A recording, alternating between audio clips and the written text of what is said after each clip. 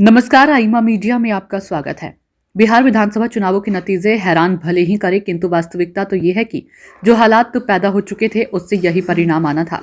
कभी जाति की राजनीति के लिए विशेष पहचान रखने वाला बिहार अब बिल्कुल बदल गया है। जिस बिहारी को बिजली के बदले लालटेन जलाने की सलाह मिलती थी, सड़क की मांग करने पर भैंस की पीठ पर बैठने की सलाह दी जाती थी, पढ़ लिखकर डॉक्टर और इंजीनियर बनने की चाहत बताने पर चरवाहा बनने की नसीहत मिलती थी, अपहरण पीड़ित बिहारियों को अपराधियों से समझौते करने की सलाह दी जाती थी, उसी राज्य में अब युवा वोटर अपने भविष्य की चिंता करते हैं और चाहते हैं कि राज्य में सरकार कोई भी बने वह व्यक्तिगत नहीं बल्कि राज्य के नागरिकों की चिंता करें। कुशासन के प्रतीक बन चुके लालू राबड़ी आज भी बिहार में अपराध के अमिट हस्ताक्षर बन चुके हैं। वह चाहे कितनी कोशिश कर लें, उनके माथे से जंगलराज का काला तिलक आज भी चमक रहा है। जबकि बिहार में लोगों को अब विकास का आनंद आना शुरू हो गया। बिहारी अब जाति की राजनीति की वास्तविकता समझ चुका है। यही कारण है कि अब वह नेताओं के झांसे में नहीं आता। उसने देश के दूसरे राज्यों को देखा, उसने बिहार की बर्बादी को देखा और सुना था। बिहार की वोटरों को अब लफाजी नहीं विकास चाहिए, ठीक वैसे ही जैसे कि दूसरे राज्यों में हो रहा है। इसलिए तमाम कोशिशों के बावजूद बिहार के वोटर भ्रमित नहीं हुए।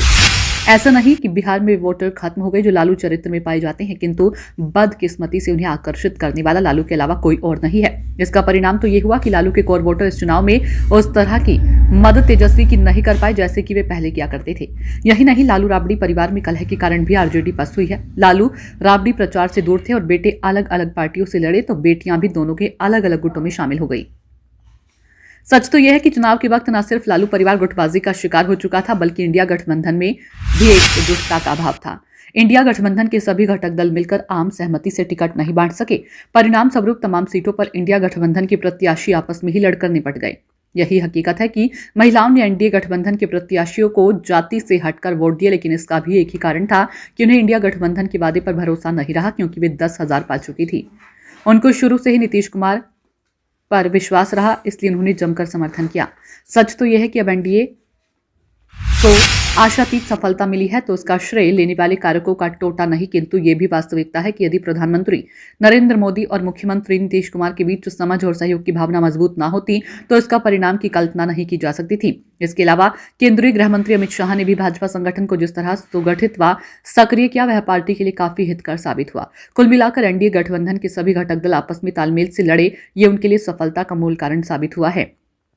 इंडिया गठबंधन की मुश्किल तो यह है कि वे अपने खिलाफ सुनामी से भी सबक लेने को तैयार नहीं। उन्हें इस बात की समीक्षा भी नहीं करनी कि उनकी इतनी बुरी पराजय और एनडीए की इतनी शानदार जीत क्यों हुई है।